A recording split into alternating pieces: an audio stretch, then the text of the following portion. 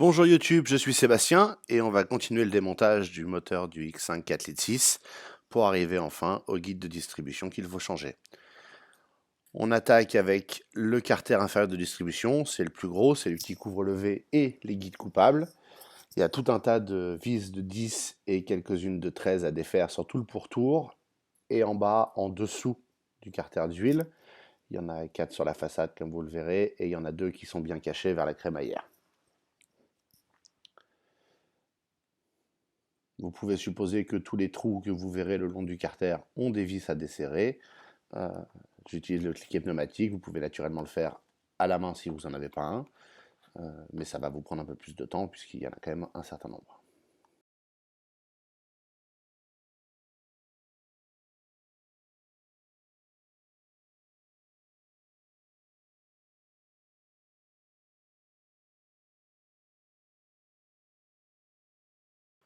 Comme vous pourrez le voir, pour certaines, les fils sont dans le passage et il y en a qui sont entre le compresseur de climatisation et le carter, qui sont relativement difficiles d'accès, mais que vous pouvez desserrer. Tant pis si vous ne pouvez pas les sortir, là vous me voyez essayer sans grand succès. Vous les sortirez en même temps que le carter. Il faudra juste faire attention, si elles tombent, à les récupérer. Là encore, pas besoin de mémoriser l'ordre des vis ou leur position, puisque quand vous aurez démonté le carter, ce sera très facile de les réidentifier en les mettant pour avoir la longueur qui ressort de l'autre côté, puisque c'est la même pour absolument toutes les vis. En façade du carter et juste en dessous du plan de joint, donc sur le carter d'huile supérieur qui est en dessous, il y a 4 vis, 2 au milieu qui sont plutôt courtes et 2 sur les côtés. Elles sont pas très accessibles de par leur position, donc vous serez peut-être obligé d'utiliser une clé plate et ou une clé à cliquet petit modèle pour pouvoir les atteindre. On pourrait croire que ce sont les plus désagréables à enlever, mais ce n'est pas le cas. On verra ça dans quelques instants. Évidemment, il ne faut pas oublier celle qui est en plein milieu, cachée derrière la pompe à eau. On pourrait ne pas y penser puisqu'elle ne fait pas vraiment autour du carter, mais si vous ne la défaites pas, vous serez bloqué. Et du côté de l'alternateur, il y a des vis dans tous les trous de fonderie.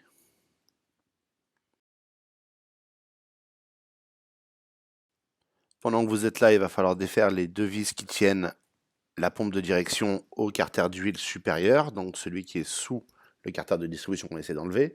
Elles sont juste devant, elles sont accessibles l'une au-dessus de l'autre. Il faudra les enlever pour pouvoir sortir la pompe de direction assistée en même temps que le carter afin d'accéder à l'écrou qui se trouve derrière.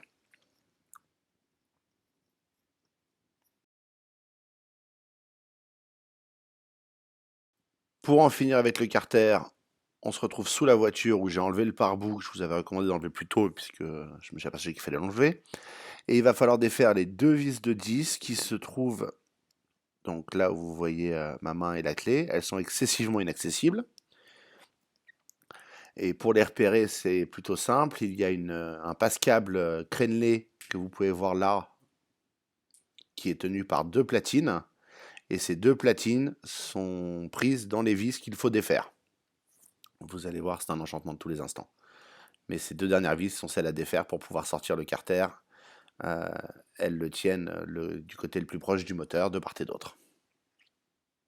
Dans mon cas, je n'ai pas réussi à les sortir entièrement, juste à les desserrer. Elles sont venues s'appuyer sur la barre du berceau moteur en dessous et elles sont restées en place pendant tout le temps de l'opération ensuite. Tout ce qu'il faut, c'est qu'elles soient descendues complètement et ne soient plus tenues dans le filetage, puisque le filetage se trouve dans le carter de distribution, et donc si ça tient encore, c'est que vous ne pourrez pas le sortir.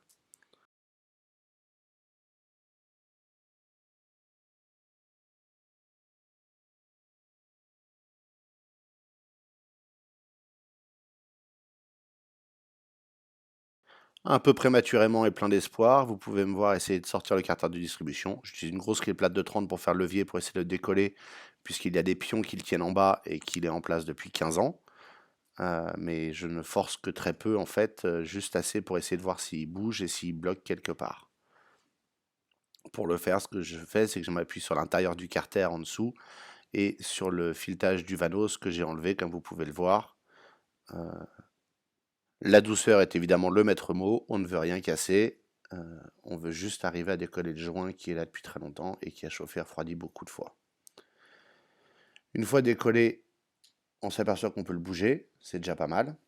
Ce que vous allez découvrir, et malheureusement il n'y a aucun moyen de passer outre, c'est qu'il faut se débarrasser du tube de remplissage d'huile. Celui-ci est trop proche du carter et il n'y a aucun moyen réaliste de sortir le carter en le faufilant. Pour y arriver, il va falloir vous allonger sous la voiture côté passager. Le tube de remplissage d'huile rentre dans le carter supérieur d'huile juste à l'avant de l'arbre de transmission qui va à la roue avant droite, à la sortie du carter. Il y a un écrou de 10 qui tient une petite platine qui le, qui le maintient en place. Pour cet écrou, il va falloir a priori un petit cliquet avec une ou plusieurs rallonges et une douille de 10 afin de pouvoir passer autour des différents éléments qui sont là, vous verrez.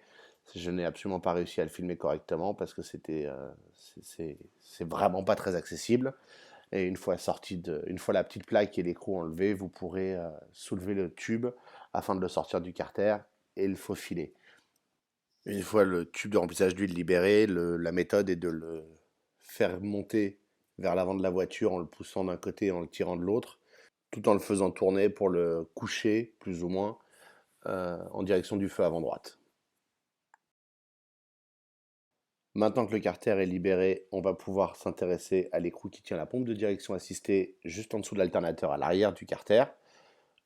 Pour ça, il faudra l'écarter un petit peu du moteur en faisant attention à ne pas abîmer le joint du carter d'huile en dessous et passer la main pour repérer où est l'écrou et ensuite avec une clé à cliquer ou avec une clé plate à cliquer aussi également, arriver à le desserrer et puis le finir de l'enlever à la main pour pouvoir sortir complètement la pompe de direction assistée et enfin sortir le carter.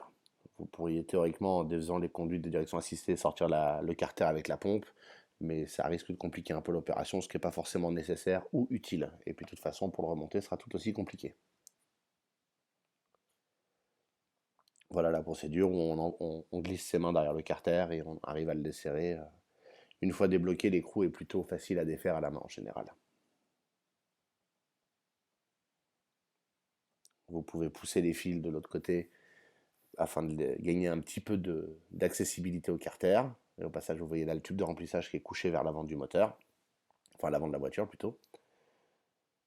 Et on arrive à l'écarter suffisamment pour y accéder confortablement.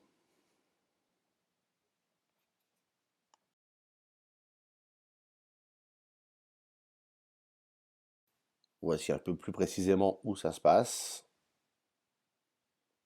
Aussi laborieux que ce soit à filmer comme emplacement.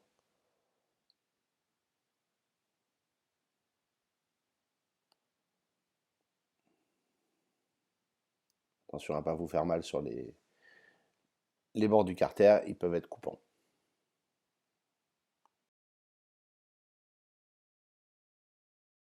Félicitations, vous pouvez sortir le carter inférieur de distribution du compartiment moteur.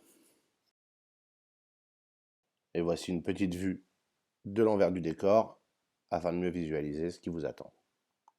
Et voici enfin pourquoi on vient de faire tout ça. On a maintenant l'accès complet à la chaîne de distribution ainsi qu'au guide qui n'a plus aucune garniture comme vous pouvez le voir, à son tendeur. Et on va retrouver en bas du carter des morceaux de guide. Pensez à bien les enlever. Dès que vous les voyez, n'attendez pas plus tard parce que c'est un bon moyen d'oublier et risquer de les retrouver dans le carter d'huile.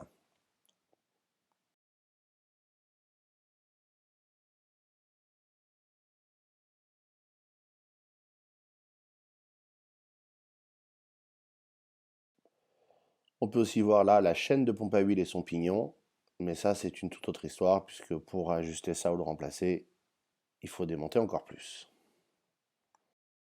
À ce stade et par sécurité, tranquillité d'esprit ou avant d'aller faire plus de conneries, j'ai décidé de vérifier les outils de calage qui étaient livrés pour les roues de timing Vanos. Ce sont ces deux pièces difformes qui se placent sur le plan de joint du carter supérieur, que j'aurais pu vérifier plus tôt puisqu'on n'a pas besoin de ne pas avoir le carter inférieur en place pour les monter, mais enfin on apprend avec le temps. Et dans un petit ergot s'enfonce dans un trou dans la roue crénelée, enfin crénelée non, mais formée pour le Vanos. Ils sont pas parfaits, ils méritent d'être bien montés et de faire attention à bien centrer dans les trous quand on met les vis. Mais après les avoir utilisés, je peux vous dire d'ores et déjà que ça fonctionne. Je peux aussi vous dire que mon calage était bon au moment du démontage, même si le Vanos avait peut-être un peu de mouvement dans sa rotation de fonctionnement, mais sinon les dents étaient au bon endroit. Naturellement, une fois testé, il faut les redémonter, pour l'instant.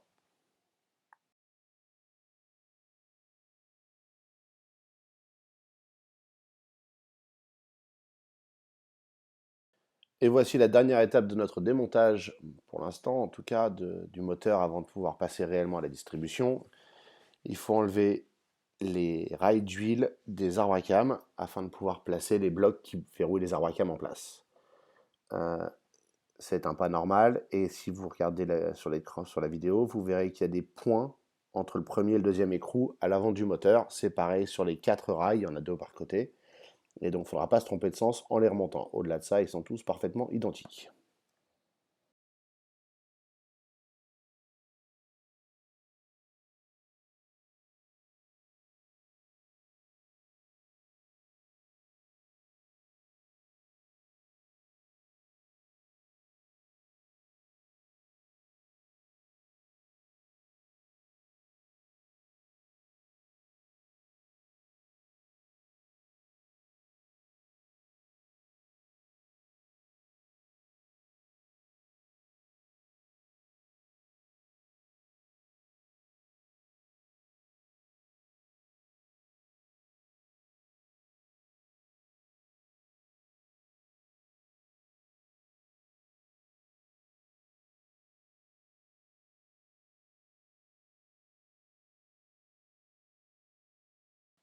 Félicitations si vous êtes arrivé jusque-là. Ça ne va pas être plus compliqué, ça va juste être plus minutieux. Il vous faudra une clé à molette ou une clé plate pour tenir l'arbre à cam en place. Il y a une zone hexagonale vers l'arrière sur les arbres à cam du haut et vers l'avant sur les arbres à cam du bas, qui sont les échappements en bas et l'admission en haut évidemment. Et on va maintenant desserrer le contre-écrou qui tient la roue Vanos, la roue de calage Vanos en l'occurrence. Juste le desserrer afin que ça ne soit pas bloqué. On enlèvera l'écrou plus tard. La raison d'être de la clé à molette ou de la clé sur l'arbre à cam, c'est pour ne pas forcer et pour ne pas risquer de le tordre et donc de le casser si jamais il a un point de fragilité. On va faire pareil de l'autre côté. C'est juste un peu moins accessible si vous n'avez pas enlevé le bocal de lave-glace, ce que je vous recommande de faire. Attention quand vous les desserrez, ce sont des pas inversés, puisque le moteur tourne dans un sens, donc il ne faut pas que ce sens desserre les écrous. Donc faites attention à la manœuvre, prenez bien votre temps et faites attention à ne pas abîmer le plomb de joint de la culasse au niveau des arbres à cam.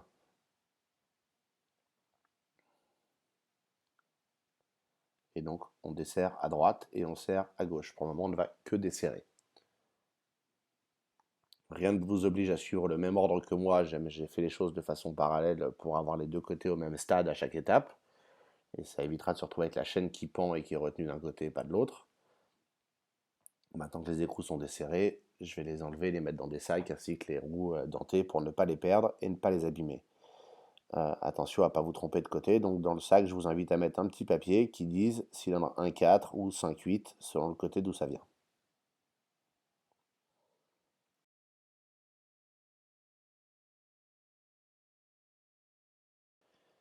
Maintenant on va s'intéresser à bloquer les arbres à cam en place, ou en tout cas à les retenir. On fera le calage final ultérieurement, mais c'est pas mal de monter les blocs maintenant.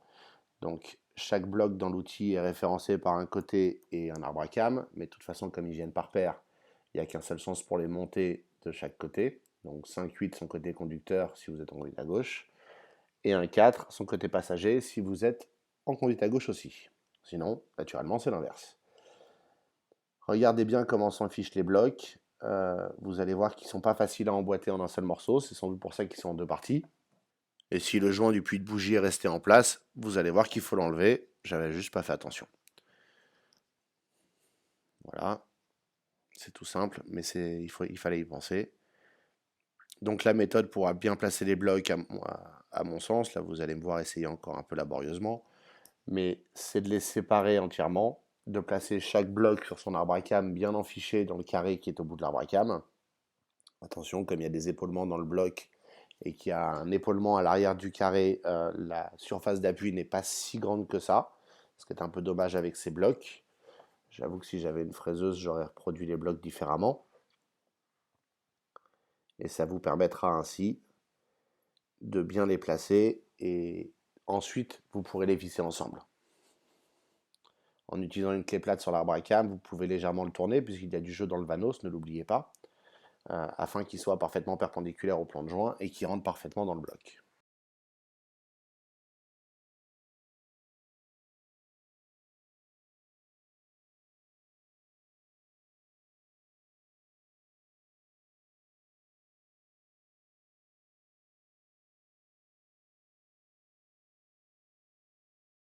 Si vous regardez l'espace entre les blocs au bout entre les arbres à cam, vous allez voir que en faisant levier avec la clé plate, on arrive à les plaquer parfaitement. C'est ça la faille du système, c'est que l'arbre à cam veut avoir du jeu à cause du Vanos qui le rappelle avec la pression d'huile résiduelle. Une fois qu'ils sont parfaitement plaqués, vous pouvez mettre la vis et la serrer entre les deux blocs. Et vous avez maintenant un côté de verrouillé en place.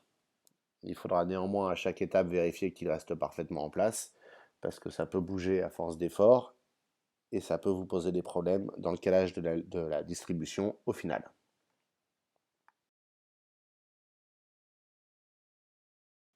Voici les blocs bien placés et bien à plat. On va maintenant faire la même chose de l'autre côté avec les blocs marqués 1,4 cette fois. Vous verrez, je les ai séparés dès le départ, ayant maintenant la méthode pour le faire plus efficacement. Ce côté 1,4 a été pour moi le plus galère à faire puisque l'arbre à cam d'admission ne voulait pas rester en place à cause du rappel du Vanos. Je vous le passe en accéléré puisque n'ayant pas enlevé le bocal de lave-glace, la visibilité est vraiment pas terrible. Le processus est exactement le même. Il faut faire tourner légèrement les arbres à cam avec la clé plate ou la clé à molette selon ce que vous avez sous la main pour arriver à caler les deux blocs parfaitement à plat sur le plan de joint de la culasse. Et enfin les visser ensemble en s'assurant que ça ne bouge pas. Cet arbre à cam est aussi apparemment en pression sur l'une des soupapes, ce qui n'aide pas du tout pour le maintenir en place facilement. Et voici le résultat. Les deux blocs sont bien placés et bien plaqués sur la culasse et ils tiennent les arbres à cam en place. On va pouvoir maintenant continuer le démontage du Vanos. Pour la suite des opérations, il y a deux choses importantes. La première, c'est de maintenir l'arbre à cam avec une clé plate. Et la deuxième, c'est d'avoir une bonne douille en T55 pour ne pas risquer de foirer quoi que ce soit. Et faites attention encore une fois, ce sont des pas inversés, donc il faut ne pas se tromper et ne pas les serrer encore plus. Ils sont relativement difficiles à défaire dans la mesure où c'est collé par de l'huile depuis 15 ans. Ça explique aussi leur couleur. Et en maintenant bien en face, vous arriverez à les défaire. Et il suffit de commencer par les desserrer d'abord, juste assez pour qu'on puisse le faire facilement ensuite. Et vous pourrez les démonter par la suite. On fait d'abord le Vanos, ensuite l'échappement, qui n'est pas plus facile à faire, qui est toujours en pas inversé.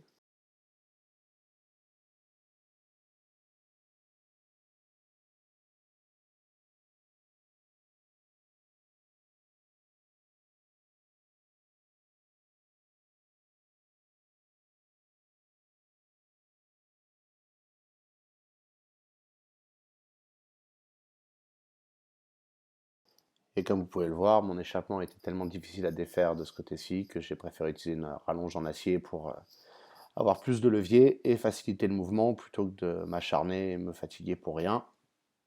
C'est un peu plus difficile à mettre en place et à caler, mais une fois qu'on est bon, on arrivera beaucoup plus facilement à le défaire. Toujours en maintenant l'arbre à cam.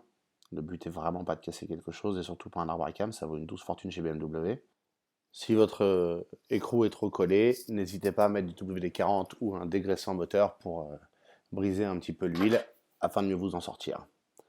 Pour l'autre côté, j'ai décidé de faire quelque chose qui n'est pas recommandé, mais qui ira très bien, c'est la clé à choc. Évidemment, je ne vous recommande pas de le faire. Vous devriez utiliser des outils manuels, maintenir l'arbre à cam derrière pour éviter de le casser.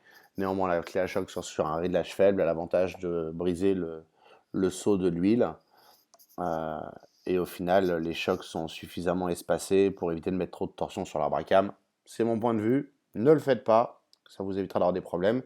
Et si vous le faites et qu'il y a un problème, ne m'en veuillez pas. Moi, ça s'est très bien passé.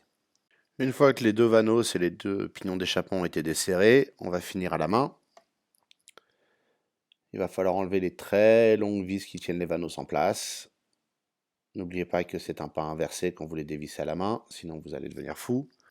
Théoriquement, à ce stade, les pièces des deux côtés moteurs sont parfaitement interchangeables, aussi bien les vanos que les pignons que les vis, mais j'ai choisi quand même de maintenir la trace de qu'est-ce qui vient de quel côté pour remonter comme c'était. Ça évitera des problèmes éventuels si jamais il y avait une surprise que BMW a oublié de noter dans les notices techniques. Une fois les vis enlevées, on va pouvoir maintenant enlever la chaîne de ce côté-ci du moteur. Je vous recommande de commencer par celui-là puisque le tendeur de chaîne qui est enlevé permet d'avoir un peu plus de flexibilité pour la manipuler. Et comme vous allez le voir, on peut du coup l'enlever du pignon Vanos.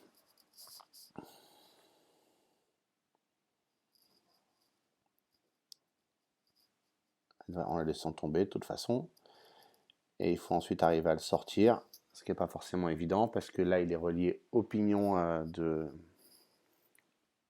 d'échappement que vous pouvez plus facilement enlever puisqu'il n'a pas de centrage dedans. C'est juste un simple pignon tout bête comme sur un vélo.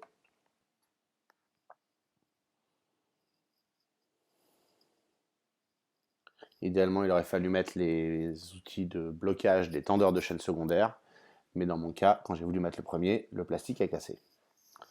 Mais une fois le pignon secondaire enlevé, c'est assez facile d'enlever le Vanos. Et on le met dans son sac pour ne pas le perdre et le garder référencé. Et il ne reste plus qu'à faire exactement la même chose de l'autre côté. Donc on enlève d'abord les vis, et puis ensuite on enlèvera le Vanos et le pignon d'échappement. Idem là, le tendeur de chaîne secondaire, je n'ai pas pu le verrouiller avec le petit clips parce que les plastiques étaient cassants sur les guides de celui-ci. Et de toute façon, j'ai décidé de les remplacer. Donc j'attends d'avoir les nouveaux pour démonter cela.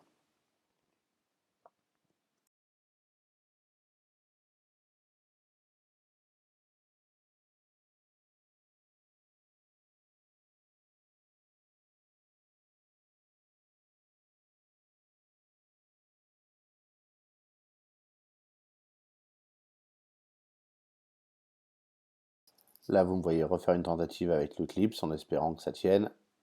Mais c'est sans succès. Vous pouvez peut-être le voir. Le morceau de plastique est resté sur le clips à première demande. Donc c'est pas grave, on va enlever doucement la chaîne pour faire attention à ce que rien ne saute, surtout si vous avez l'intention de garder les tendeurs secondaires. Mais honnêtement, si vous êtes allé jusque-là sur le moteur, changez les tendeurs. Vous pouvez voir que maintenant je sors la chaîne. Elle n'est pas spécialement abîmée, mais comme elle a abîmé le carter, je vais la changer aussi. Autant changer tout le kit complet. Le Vanos s'enlève tout seul. Et là encore, je vais le mettre dans un sac en le référençant pour ne pas le mélanger avec celui de l'autre côté, même si c'est non essentiel et qu'on pourrait théoriquement les inverser. Pour démonter le guide en U, il vous faudra des douilles Torx. On n'arrive pas à voir ce que j'ai utilisé, mais c'est une E10. De toute façon, je vous recommande d'avoir acheté un kit complet parce que ça sert à d'autres endroits sur la voiture. Il y a 3 vis en dessous et 2 à l'intérieur du V en haut. Laissez le V en place quand vous l'aurez entièrement dévissé. C'est pas normalement par là qu'il aurait fallu commencer, mais ça simplifiera la suite de l'opération. Vous comprendrez dans un instant.